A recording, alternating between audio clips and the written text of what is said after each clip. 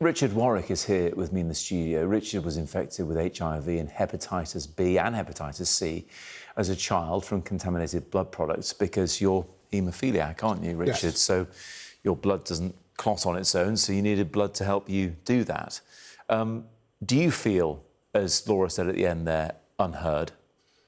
Yes, I do, yeah, along with many, many other people that have seemed to feel to them as though they've fallen by the wayside, not been listened to.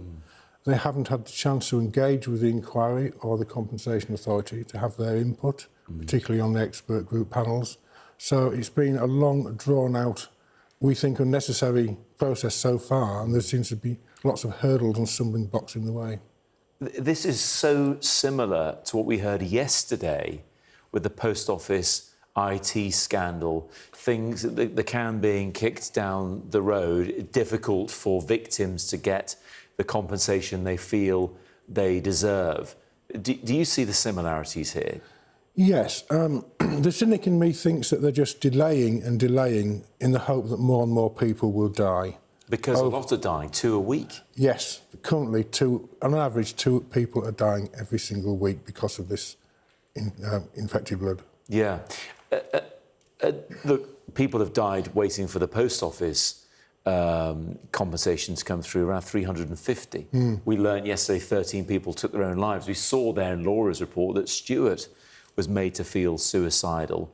Is that something you're hearing about? It's not just the conditions that people are living with or the infections they have unfortunately been given. Are people being driven to desperate measures? It's having a huge psychological impact on people that are desperately ill and very frightened anyway at this time. They don't know their future. They can only hope that this bit of financial help will enable them to get on with the rest of their lives. There are people that are literally dying that cannot make ends meet. For instance, parents in their 80s, you know, they're going to die. Infected people in their late 70s. It was refreshing to hear Sir Brian say today that there's what used to happen if someone was granted compensation and they died, basically the compensation would die with them. Yes. And now he's actually going, he's recommending that money goes to the estate. Yes. Rather than being lost forever. Yeah, because the impact on your life affects the people who love you, and that's going to be the case for others. Look, where we're at is that more than 2,000 people, let's say, are eligible to apply for the compensation. More than 3/4 of people have done that. But there's been around a quarter paid out. So there's clearly a lot of people waiting for what they feel they deserve. Exactly. I think about 430 people currently being paid out. Yeah. It comes to £326 million. But that's still a tiny fraction. I think it's about 5 or 6% of the total number of people that are eligible for compensation. Yeah, in comparison, more than £1 billion has been paid out by the government to around 7,000 in the post office IT scandal. So they've found the money there. Do you look at that and think, well, what about us?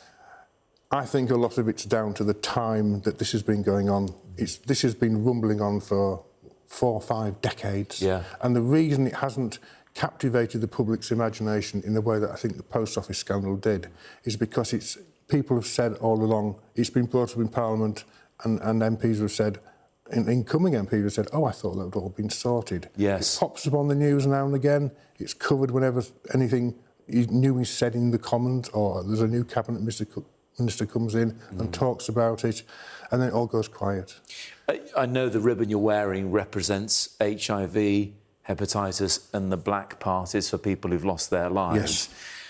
The difference with the post office scandal, Richard, and correct me if I'm wrong, is some people will look at that and think, there but for the grace of God go I. The post office thing feels like it could happen to anybody. Do you think people don't react in a similar way to the infected blood scandal? It's funny you should say that. The way I see it is we used to have a post office on every high street. Yeah. It was a common part of everybody's way of life. So you'd see it? So you'd see it, it would stick in your mind. Yeah. Infected blood, contaminated blood, it doesn't quite grasp you in the way that something like a national institution like the post office would. Yes. So it's not something that people hang on to, I don't think. I think it's one of those things that are sort of, I have heard about it, but I don't want to talk about it. But I spoke to the youngest victim of the post office scandal, who was 18, and he's been fighting that for a good, almost 20 years. You received infected blood when you were a child. Many people did. And it's affected decades and decades of your life. There's a difference there. There is. I mean, I was first infected in 1975, which is a long, long time ago, initially with hepatitis B, then C and HIV. And I'm one of the lucky ones, in the fact that I made it to where I am today. Yes. So many of the school friends that I went to school with, college with, that were in my position, a haemophiliac, of the 122, 80 are dead. And there were times we'd come back from summer holidays and we'd be missing another one. Yeah. It was like that. It was so stark.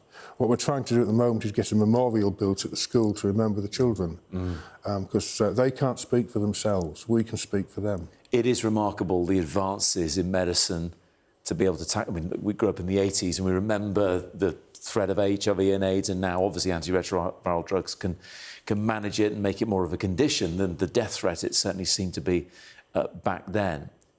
In terms of a light at the end of the tunnel, Richard, do you think that the government will speed things up? They will get the payments made? Because they previously, and this is not just this government, governments have said that's what they think they should do. So do you think they actually will step up and do it quick?